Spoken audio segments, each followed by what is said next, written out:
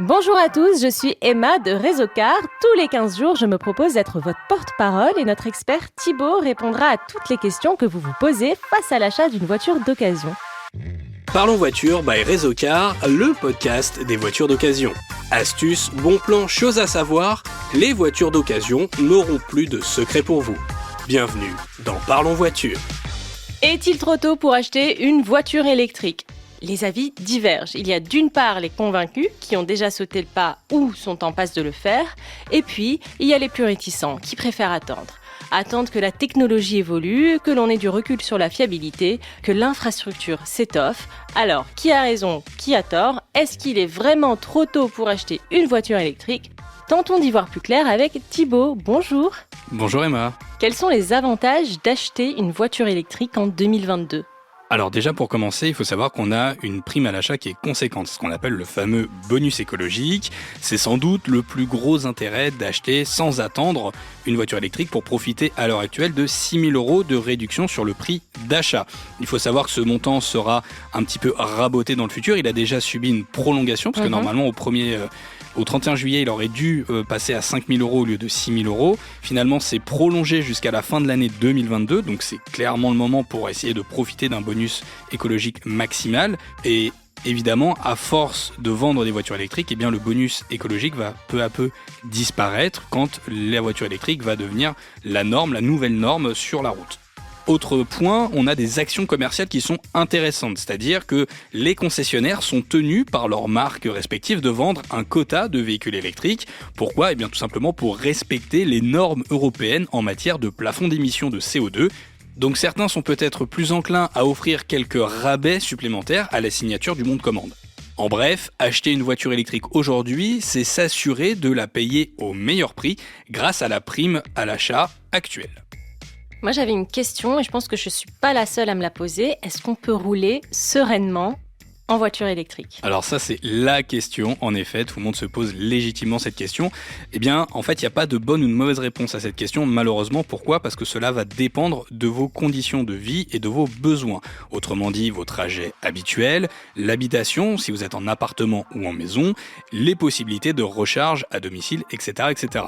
Il faut savoir qu'aujourd'hui, la plupart des voitures électriques sur le marché ont une autonomie comprise selon les conditions d'utilisation. Attention, on précise, c'est une moyenne qui est comprise donc entre 200 et 500 km. Alors, il faut savoir que celles qui offrent les plus grandes autonomies aujourd'hui sont des voitures très onéreuses, donc tout le monde ne peut pas s'offrir un véhicule électrique, malgré le bonus écologique qui est actuellement en place. Donc, il faudra faire attention aussi avec vos besoins et vos usages de votre voiture si ça peut matcher avec vos conditions. Il faut savoir également que l'automobiliste français moyen parcourt environ 33 km dans la journée. Donc la voiture électrique satisfait amplement des besoins hebdomadaires de la sorte. Mais bien sûr, là aussi, ce n'est qu'une moyenne. Quand on habite dans des zones dites rurales, on parcourt des distances qui sont plus importantes qu'en ville. Donc c'est un petit peu plus compliqué. Donc là encore, il faudra bien peser le pour et le contre. Et puis aussi, il faudra prendre en compte les facilités de recharge. Si vous disposez d'une borne à domicile ou sur votre lieu de travail, là, en théorie, pas de problème, tout va bien. En revanche, si vous ne vous appuyez uniquement que sur le réseau de bornes publiques, c'est pas impossible, mais là, c'est plus compliqué parce que... Et c'est plus cher aussi. Et c'est plus cher. Et puis, il faut vous assurer que vous ayez des bornes surtout, au-delà de ça. C'est clair. Et par rapport au long voyage ? Alors pour les longs voyages, l'infrastructure de charge publique se densifie. Ça, c'est une bonne chose, aussi bien en France qu'en Europe. D'ici la fin de l'année prochaine, presque toutes les aires d'autoroute seront équipées de bornes de recharge rapides, permettant de récupérer 80% en une trentaine de minutes environ. Attention, petite précision là-dessus, tous les véhicules électriques n'acceptent pas ces bornes rapides. Donc il faut que votre voiture soit compatible avec ça. Donc parfois les temps de charge peuvent être aussi plus longs. Donc attention à ça. Alors après, on a aussi de plus en plus d'initiatives et d'acteurs privés qui déploient leur réseau de charge. On a Ionity qui est le plus connu, mais on a aussi Total par exemple qui met les bouchées doubles et cela devrait s'intensifier à l'avenir. Maintenant, même constat, il est vrai que dans certaines zones, notamment loin des grandes villes, donc des zones rurales ou loin des autoroutes, eh bien on reste très mal desservi et s'y aventurer peut parfois relever du parcours du combattant. Déjà aujourd'hui, avec un minimum de préparation de l'itinéraire, il est quand même possible de traverser l'Europe sans trop de soucis. Maintenant, il ne faut pas être pressé, c'est juste le seul problème. Moi, j'aimerais savoir aussi combien coûte une voiture électrique à l'usage. Alors, à l'heure où le pétrole et les carburants fossiles ont vu leur prix flamber, eh bien rouler en électrique peut être un bon plan. En août 2022, le prix du kilowattheure domestique est en moyenne de 17 centimes d'euros. Conséquence, un plein complet, entre guillemets, d'une batterie de 80 kWh coûtera environ 14 euros, ce qui permet une autonomie de 400 à 500 km. Encore une fois, attention à ces chiffres qui sont une moyenne pour l'autonomie. Mentionnons quand même qu'avec la conjoncture géopolitique, ces prix pourraient rapidement augmenter.